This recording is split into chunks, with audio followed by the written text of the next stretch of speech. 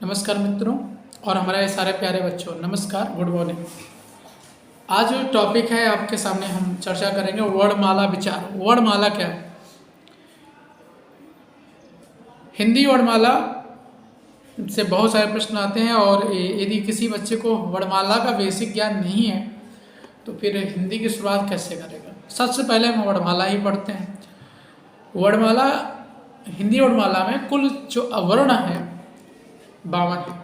जैसे कि आपको पता है कि भाषा की सबसे छोटी इकाई वर्ण होती है, ध्वनि होती है। और हिंदी वर्णमाला में जो ध्वनियाँ हैं, अक्षर हैं, वर्ण हैं, टोटल 52 और इसके दो भेद हैं। वर्णमाला के दो भेद हैं, स्वर और व्यंजन।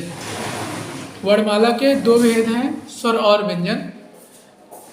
अब आपको ये बताना चाहते हैं कि स्वर को दो भागों में बांटा गया है हिंदी में।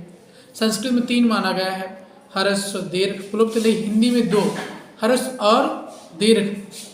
ह्रस्व जो होते हैं, देखा जाए मुख्यतः 5 होते हैं, वो भी माहेश्वर सूत्र के अनुसार।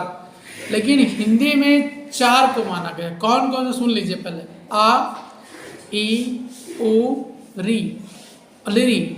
5 ह्रस्व होते हैं, लेकिन लिरी को हिंदी की वर्णमाला में स्थान नहीं दिया गया है। यदि एग्जाम में, परीक्षा में आता है, ये प्रश्न किया जाता है हिंदी और वर्णमाला में मूल ह्रस्व स्वर कितने? 4 और संस्कृत में कितने हैं? 5। क्योंकि इसमें लिरी का स्थान हिंदी वर्णमाला में नहीं है और संस्कृत वर्णमाला में। मूल स्वर कितने होते हैं? हिंदी में 11 और संस्कृत में कितने हैं? 5। टोटल स्वर कितने होते हैं? लिखित रूप में 13 होते हैं हिंदी में, और संस्कृत में लिखित रूप में कितने होते हैं? 9। यही अंतर होना चाहिए, जो कि अभी आपको हम जब बोर्ड से पढ़ाएंगे, बताएंगे, सारी चीज़ें लिखवा देंगे। उसकी PDF नोट्स भी आपको व्हाट्सएप ग्रुप में भेज देंगे।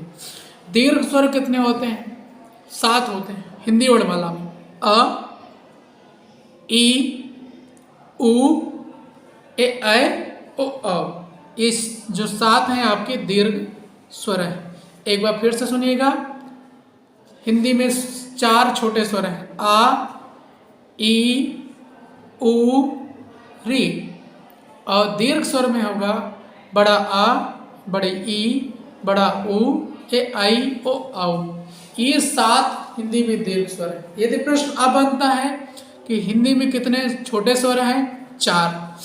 हिंदी वर्णमाला में दीर्घ स्वर कितने हैं? 7। तो क्या 7 4 11। तो मूल स्वर कितने हैं? 11। यही काउंट है। हिंदी में, हिंदी वर्णमाला में लिरी का स्थान नहीं दिया गया, संस्कृत वर्णमाला में। It's okay. तो 11 मूल स्वर हैं, 4 छोटे, 7 बड़े। इसके अलावा आपको हिंदी वर्णमाला में स्वर का तो बता ही दिया। स्वर किसे कहते हैं, इसकी परिभाषा सुन लीजिए। एक संस्कृत में इसकी डिफिनेशन है, स्वयं राजन्ते इति स्वरा।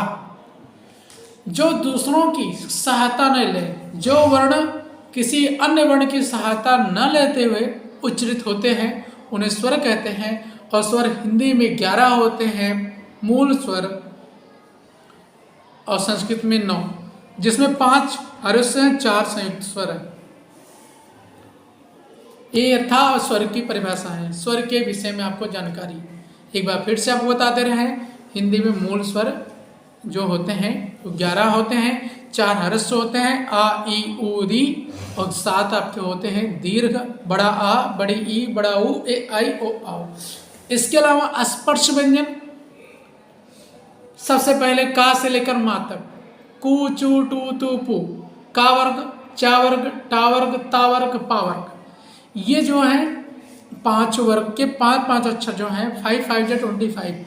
तो स्पर्श व्यंजन 25 होते हैं, का से लेकर मा तक, का वर्ग से लेकर मा वर्ग के, पा वर्ग के अंतिम माद अक्षर तक। तो टोटल 25 हुआ। इसके अलावा अंतस्थ व्यंजन आता है, जो इसकी संख्या 4 होती है, या, वा, रा, ला। उसके बाद आता है उस व्यंजन। उस व्यंजन होता है, उसकी भी संख्या 4 होती है, स, ख, स, ह। इसका उच्चारण स्थान से ही इसको बना गया उस व्यंजन, जहाँ पर ऊष्मा उत्पन्न होती है।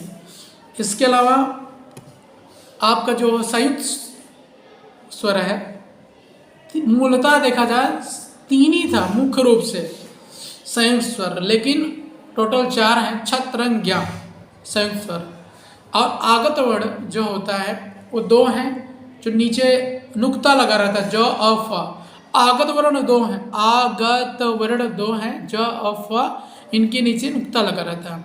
और इसके अलावा हिंदी वर्णमाला में उत्क्षिप्त वर्ण होते हैं, द्विगुण वर्ण होते हैं, जिनकी में 2 है, ड ढ के नीचे जब बिंदी लग जाती है, नुक्ता लग जाता है, उसे बोलते हैं द्विगुण व्यंजन। तो ये सारी चीज़ें हम आपको ऑनलाइन पढ़ा रहे हैं, और ये वीडियो के माध्यम से आपको हिंदी वर्णमाला का सूक्ष्म संक्षिप्त ज्ञान दें। लेकिन अब इसका हम जब बोर्ड का यूज करेंगे तो वहाँ पर लिखित आपको समझाएंगे, परंतु इस वीडियो को आप अच्छे से देखिए। वीडियो का होने का फ़ायदा होता है कि आप यदि बार बार इसको देखेंगे तो आप सुनेंगे तो आपको याद हो जाता था। आपको कुछ चीज़ें बता रहे हैं, ये देखा मूल स्वर, स्वरों की जो संख्या है हिंदी वर्णमाला में 11 है, और व्यंजनों की कुल संख्या कितनी है 41 है। इन दोनों को मिलाएंगे तो कितना हुआ 52, और 52 आपके क्या है हिंदी वर्णमाला में कुल। अच्छा, बहुत बहुत धन्यवाद।